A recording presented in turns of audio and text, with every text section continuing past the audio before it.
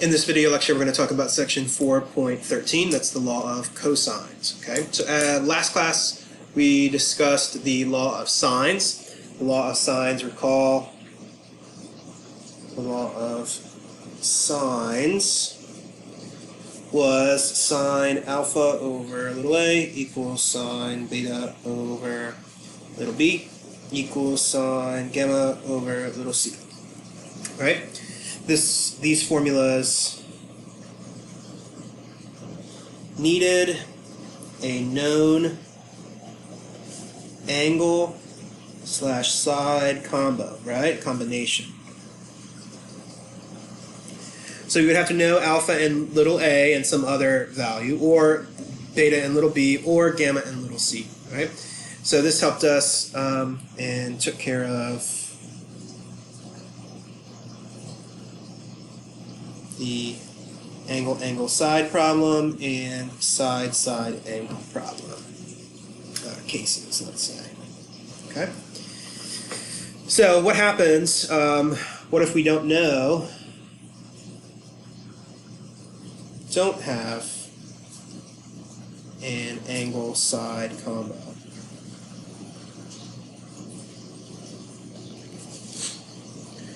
Well, we would need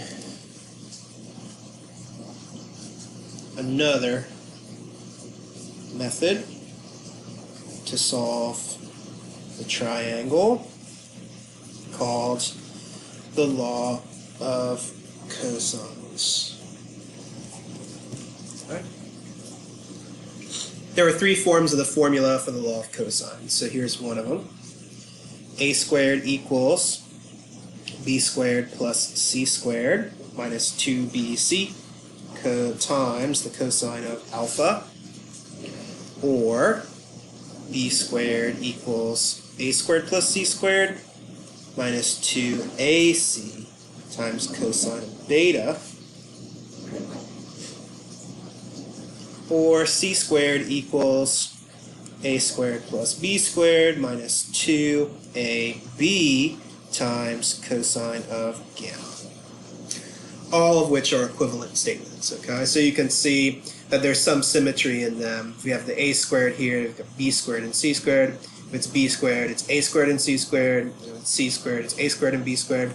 And the angle in the cosine corresponds to the side on this side. You can also see this is 2bc. The b and c's are all on one side. A and c, a and b, so on and so forth, okay?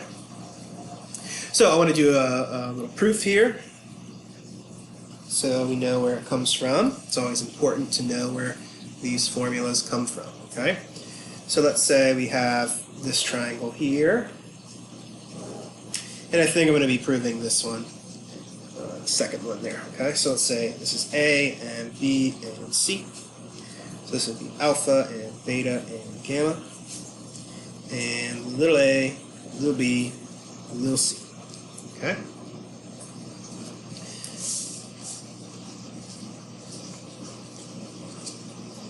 Alright, so some preliminary stuff here. We're going to start it out like we did previously. We're going to drop that perpendicular line as the height. So then we have just separated it into two right triangles. The right triangle on the left here, and this right triangle on the right over here. Okay, so this is a right angle as well. Alright, and before we start, I need some preliminary stuff. So I'm going to need the length of, in order to use the cosines, remember you need the adjacent side for each of them. So I'm going to call this guy x right here, this length. So the whole length is c, just this piece of it's going to be x. And then over here I'm going to have, what would this length be? Well, it's the whole entire thing, take away this much. So this would be c minus x. Of course, you don't have to be concerned with the proof here. We just want to know where the formulas come from, okay? All right, so some preliminary stuff. We know that since we're dealing with right triangles, we can use some right triangle techniques, including the Pythagorean theorem and those trig ratios. So here the Pythagorean theorem, remember, is the square of the sides of the legs is equal to the square of the hypotenuse. So here For the left-hand side right triangle, h squared plus c minus x squared would equal b squared. So I know the letters are kind of out of order, but that's the makeup of the Pythagorean theorem. And for the right-hand triangle, we know a couple of things. We could do Pythagorean theorem here. So h squared plus x squared equals a squared.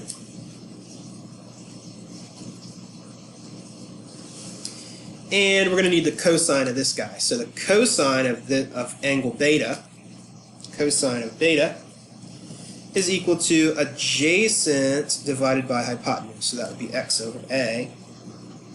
So x is equal to a times the cosine of beta. Just another form. If we multiply by a on both sides. All right? So now we have our setup. We can go ahead and manipulate this guy here. All right? So I'm going to square out the c minus x. So what I'm going to get, h squared plus, when I square this, it's the same thing as doing c minus x times c minus x equals b squared. So let's FOIL this. If we FOIL, we'll get c times c, c squared. C times negative x is negative cx. Negative x times c is negative cx again. And negative x times negative x is positive x squared. Equals b squared. Okay. These are some like terms, so let's get those together. H squared plus c squared minus 2cx plus x squared equals b squared. And now what I'm going to try to do is just rewrite this side without involving x's or h's. Okay? So let's look. So we know that h squared plus x squared is equal to a squared. So if you notice on this side, I have an h squared plus x squared. They're kind of at different ends, but that's still h squared plus x squared. So I can replace these two terms with just a squared. So a squared plus c squared minus 2cx equals b squared. Again, I just replaced h squared plus x squared with a squared. That's what it's equal to. And we know that x is equal to a times the cosine of beta. So a squared plus c squared minus 2c times a cos beta equals b squared.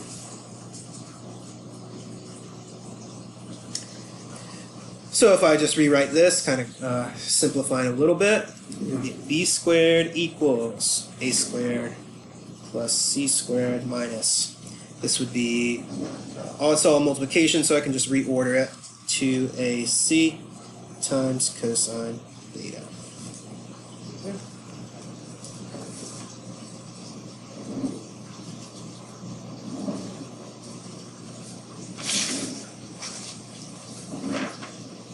So you can see we get exactly this formula right here, okay? I can redo the proof and just relabel things to get the other two forms. So all of these three forms are true, okay?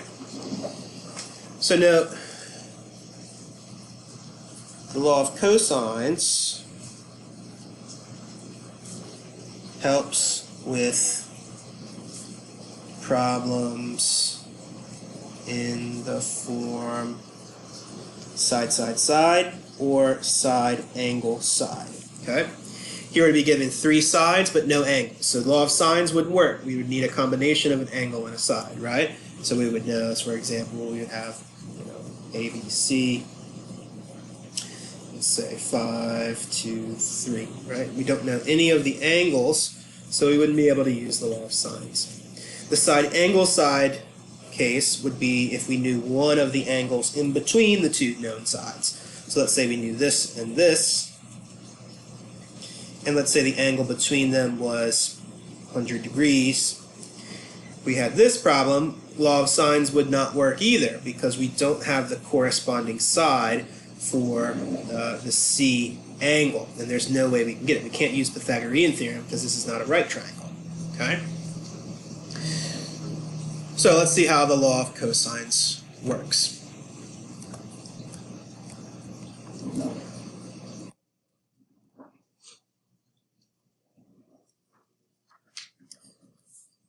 So an example, solve the following triangles. Let's do A. Let's say C is 10, beta is 44, and A is 14. Okay. So if we were to draw that, so the known angle is beta, so let's put him here. Beta is 44 degrees. And A and C, let's say A is 14, C is 10. So here we cannot use the law of sines. B is unknown, right? Little b is unknown, so we can't start it off with the law of sines like we did last class. So let's use the law of cosines. Okay? So law of cosines, there are 3 different formats for it, right?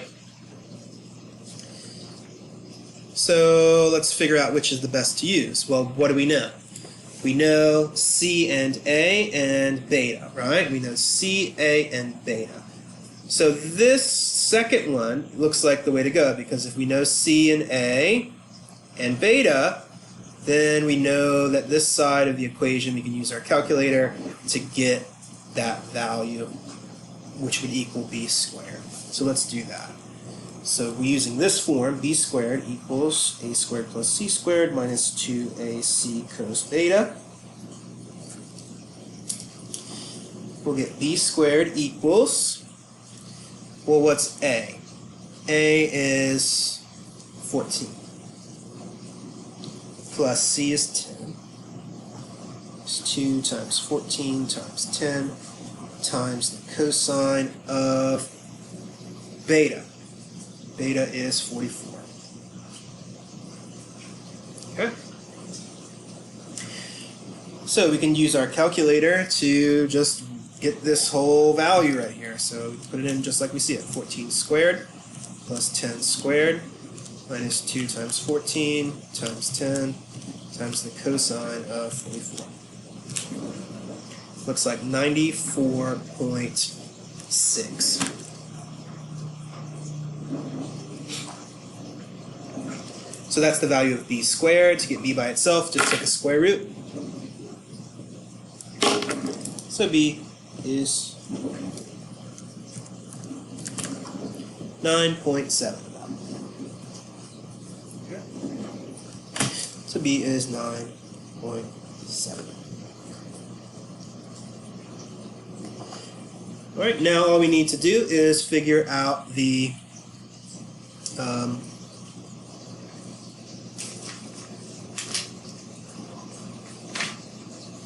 remaining angles. Okay, so we know that there's just this one triangle that can be created because we have all 3 sides. There's no other side combination there.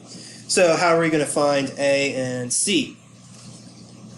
Well, now we know an angle and side combination, right? We know this angle-side combination, so we can use the law of sines. So to find the angles, we'll use the law of sines once we know the other side. So the sine of 44 over 9.7 equals, let's go for A this time, sine of A, alpha and gamma. So sine alpha over 14. So if we cross multiply, we'll get 14 sine 44 equals 9.7 sine alpha. Divide by 9.7. So sine alpha 14 times sine 44 divided by 9.7.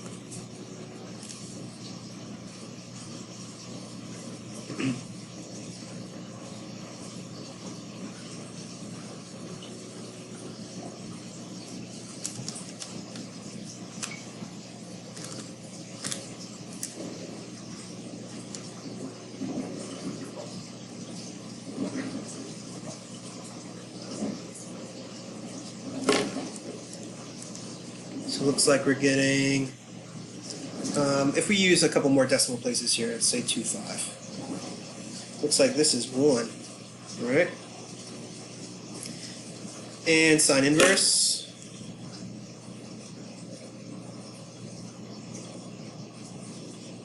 Sine inverse. So alpha is 90 degrees. Okay. Alright, so what do we know? We know A, B, and C. Alpha, beta, gamma.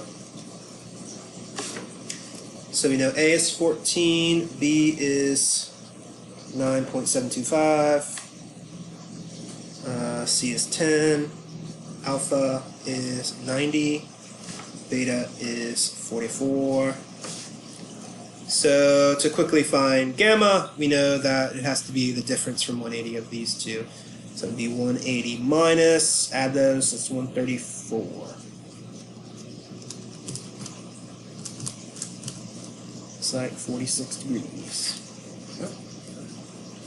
So here we've solved that triangle. All right. With law of cosines, we don't have to worry about solving a separate triangle like the ambiguous case because only one triangle can be formed with any of the information that we're given. Okay. So this looks like a side angle side case, right? This was a side angle side deal. Let's look at the side case. So that would be, let's say A is 12, B is 14, and, well, let's do this. Let's do 32 and 37 instead. 37 for B. And C is 25. Okay. So let's draw it. Alright, so our big side is 37, so let's say this is B, 37 here. Try to match up our drawing with our info. Our medium side is A, so let's put him over here. And C is 25. Okay. So once again, we see that we can't use the law of sines. That's the easier of the two methods, because we don't have any of the angles. So let's use the law of cosines to get our result. So in this case, we can use any form of the law of cosines because we know 3 of the sides. So let's just go for alpha first, okay? So the formula involving alpha is this one right here. So let's use that. So law of cosine says a squared equals b squared plus c squared minus 2bc times the cosine of alpha. Okay. So let's put in what we know. A is 32. B is 25. C is 37. Minus 2 times 25 times 37 times the cosine of alpha. Okay. Let's get these values. Now, be careful here, okay, because this is a multiplication with cosine alpha. So we can't just calculate this value quite yet, okay? We can calculate individually what these guys are, but since that's multiplication, we can't combine them quite yet. So let's look. 32 squared is 1024 equals 25 squared, 625. 37 squared is 1369. 2 times 25 times 37 is 1850 times cosine alpha.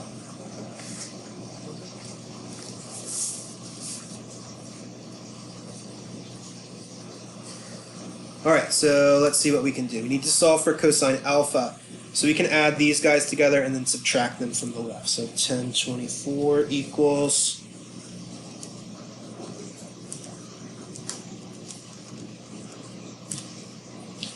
1994 minus 1850 cosine alpha. Subtracting 1994 gives us negative 970 equals negative 1850 cos alpha. And divide by negative 1850. So we get our cos alpha over here. I'm going to leave a little space there. You'll see why in a sec.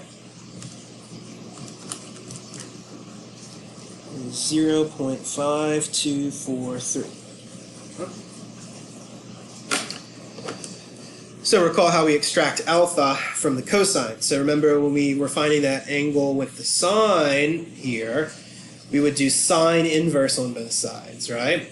But here, since we're dealing with cosine, we want to do the cosine inverse on both sides. Cosine inverse.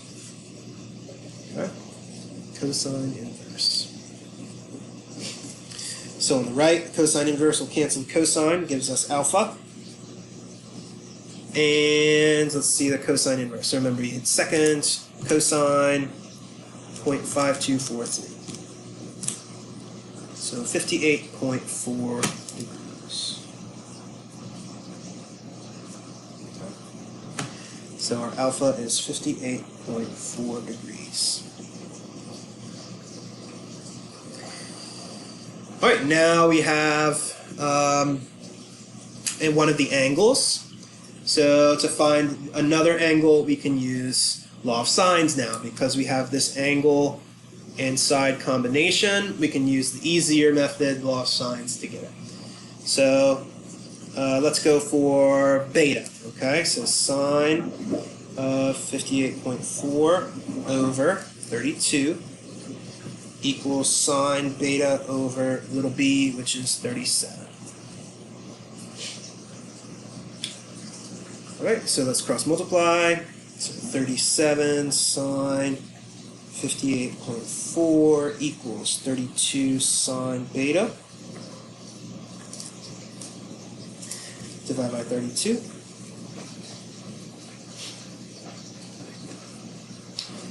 So sine beta. Oops, sorry about that. All right, so we cross multiplied here. Gives us 37 sine 37 times sine of 58.4 equals 32 times sine beta, and then divide by 32 on both sides. So we get sine beta equals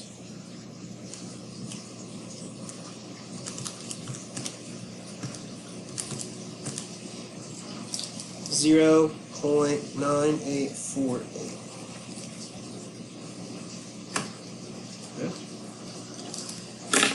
So to cancel out our sine, do sine inverse, sine inverse, sine inverse. Sine inverse cancels sine, so beta is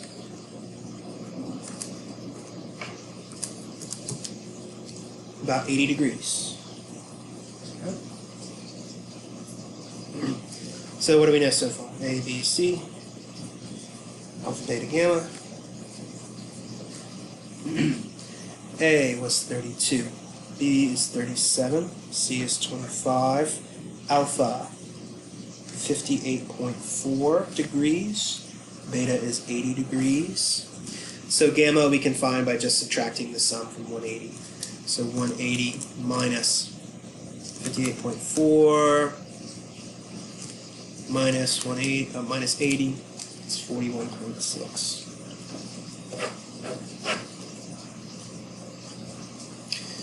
All right, so there is the side case. Okay.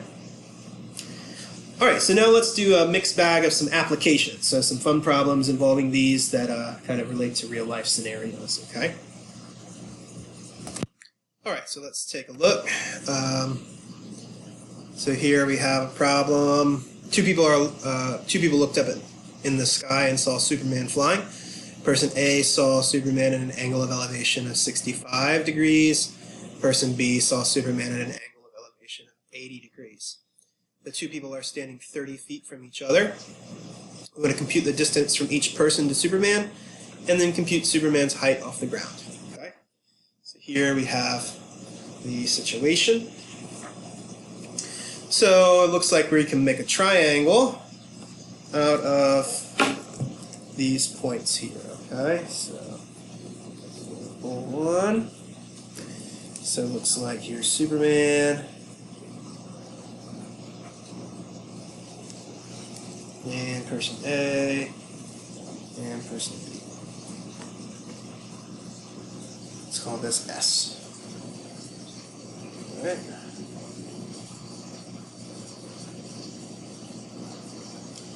Alright, so here's our triangle. Let's see what we can do here. Alright, so we know that from person A to Superman, the angle of elevation was 65 degrees. So that would go here. And angle B would be 80 degrees. And we know that they're 30 feet from each other, so this would be 30. Okay? We're going to compute the distance from each person to Superman. So let's say this is little a, looking for little a, and little b. And then we want to compute this height. Okay? Alright, so let's take a look at the first problem. So notice that we have a triangle. We have two of the angles and one of the sides. So this is like a side angle side problem, right? Side angle side requires the law of cosines. So we don't have the angle that between the line of sight of person A and B, so we don't have this angle combination. So we need to use the law of cosines to find either B or A. So let's find A using our law of cosines. A squared equals B squared.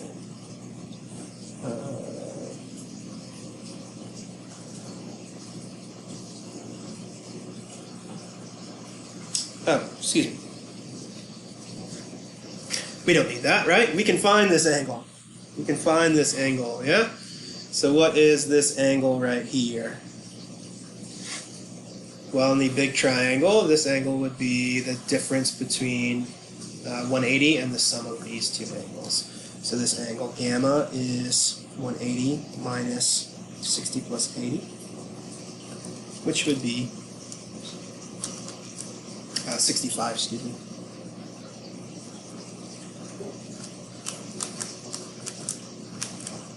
Which is 35 degrees. Okay. So now we do have an angle side combination. We can use the law of sines. So to find A, sine of 65 over A equals sine of 35 over 30. Cross multiplying gives 30 sine 65 equals A times sine 35, and then divide by sine 35.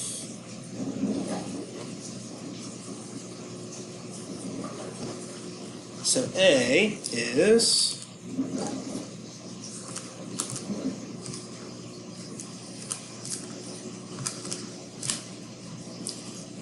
about 47.4 feet.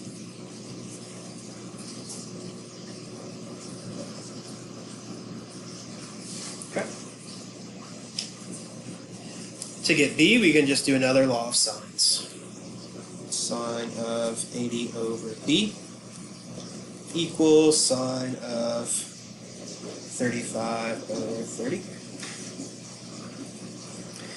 And same deal here, so 30 sine 80 equals B sine 35. Divide by sine 35.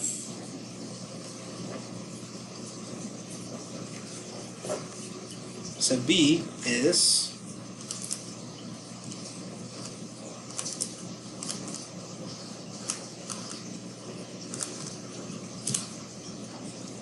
51.5 feet.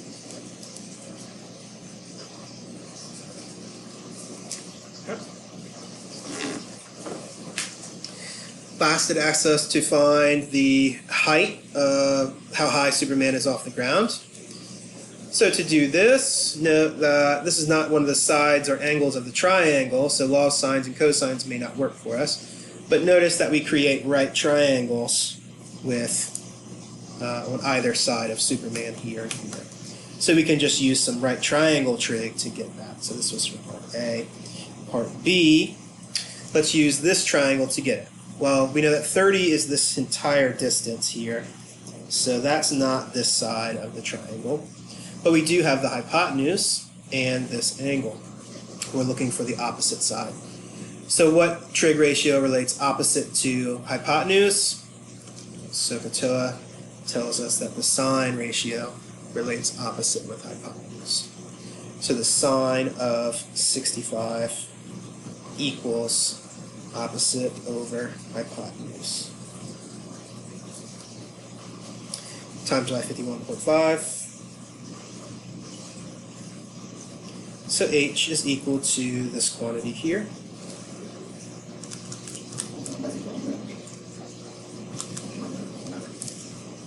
Is 46.7.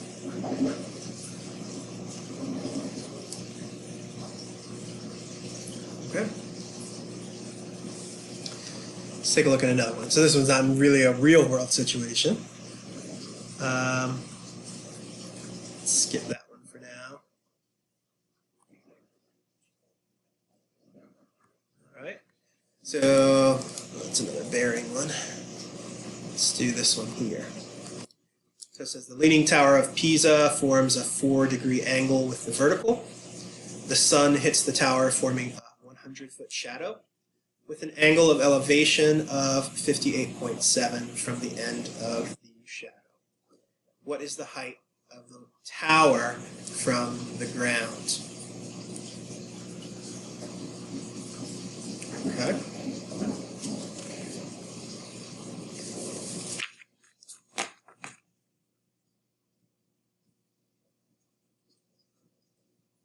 Right, so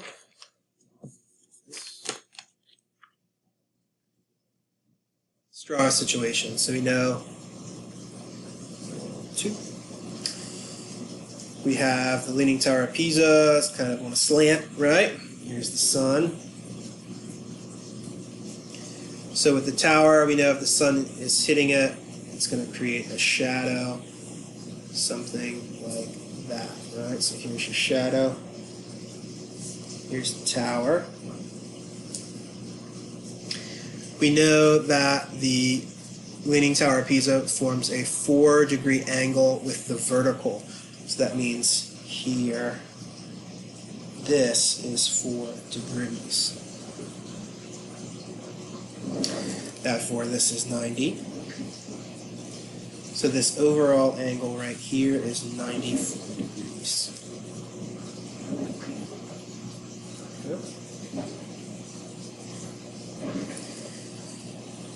We know the shadow's length is 100 feet.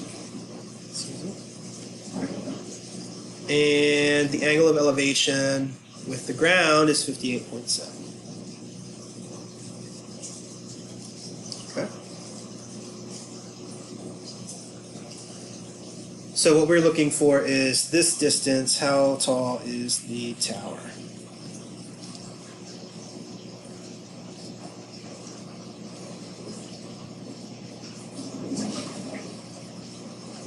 So let's see what we can do. So here we're given 2 angles and one side. So we can find this angle up here. This angle, so we know that this whole angle right here, disregard this, 94, this is 58.7. So this will be 180, take away those 2.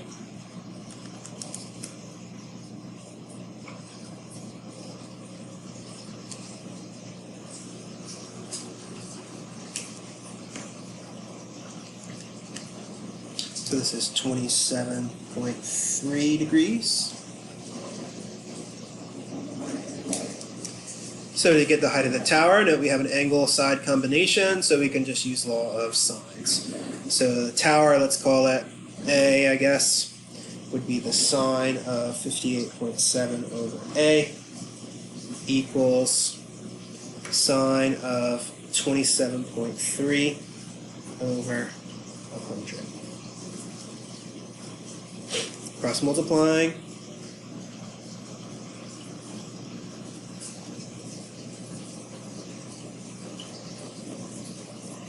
And divide by sine 27.3.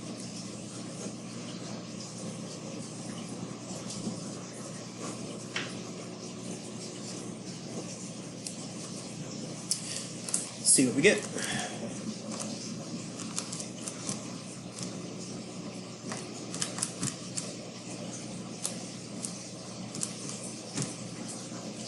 Looks like 186.3 feet.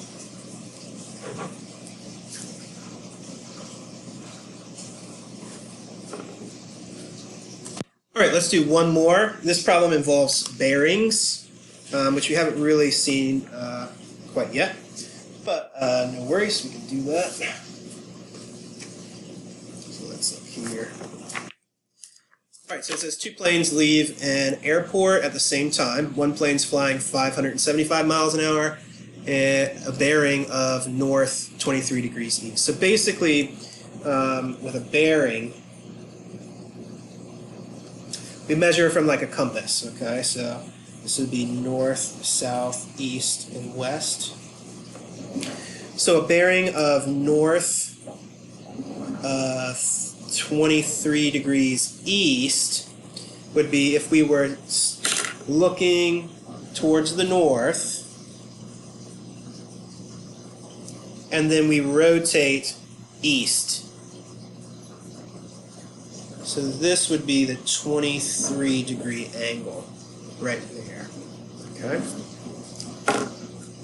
A bearing of, let's say, south 50 degrees west would be, okay, we look south first, and then we rotate 50 degrees towards the west. So that would be over here somewhere. So this would be our angle, south 50 degrees west. Okay? So let's look at this one. So again, we have some points there, so let's plot those. Example 3. We've got airplane 2.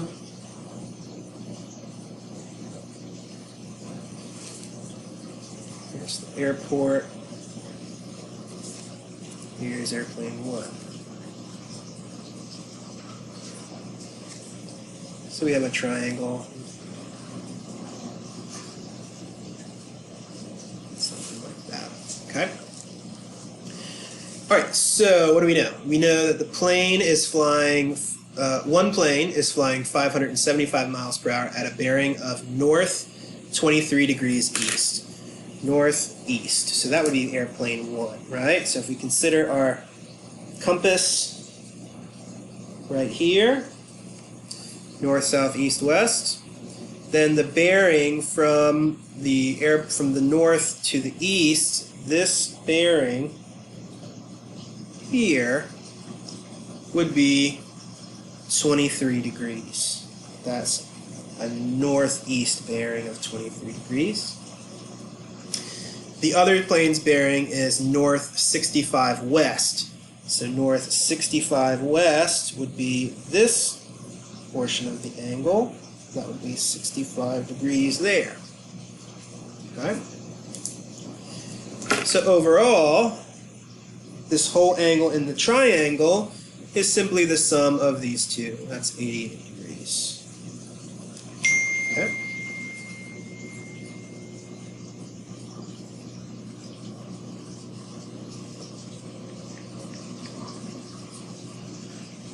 All right, so what else do we know? We know some distances, right? Distance to airplane 1. So this guy was flying 575 miles per hour. So we know its rate, but we don't know this distance. So we want to figure out how far apart the planes are. What's this? After 3.5 hours. So if this plane has been flying at 575 for 3.5 hours, he's gone 575 times 3.5. 2012.5. So this is 2012.5. Airplane 2 at the bearing of 65 was going 625 miles an hour, so his distance would be 625 times 3.5. That's 2187.5. Okay. So if we notice, we have two sides and the angle between them. This is the side angle side type, right? So in this case, we're not going to be able to find either of these angles quite yet. And we don't know this side here. So the law of sines is out. We have to use the law of cosines, okay? So law of cosine says a squared equals b squared plus c squared minus 2bc cos alpha. Okay? So let's say this is a, so this would be our alpha. This would be side A. And let's call this guy B and this guy C. Okay? So this would be my little c, and this would be little b. Alright, so a squared is what we're finding, equals, what's b squared? So that would be 2012.5 squared plus little c squared minus 2 times those values multiplied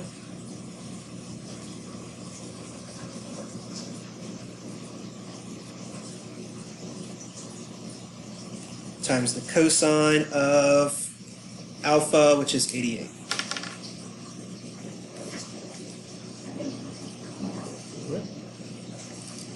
So a squared equals, let's just put all that in the calculator.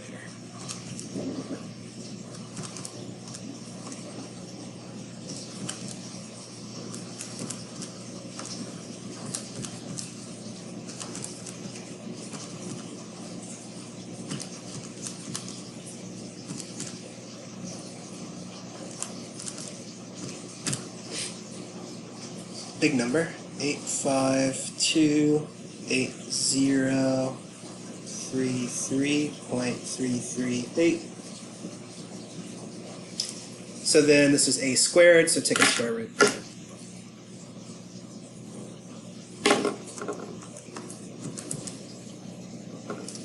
So A is equal to 2920.3. This would be miles. The planes are that far apart after 3.5 hours. Pretty neat. Alright, so you should be able to attempt your WebAssign homework now. Don't forget, your assignment and quiz are due on Sunday.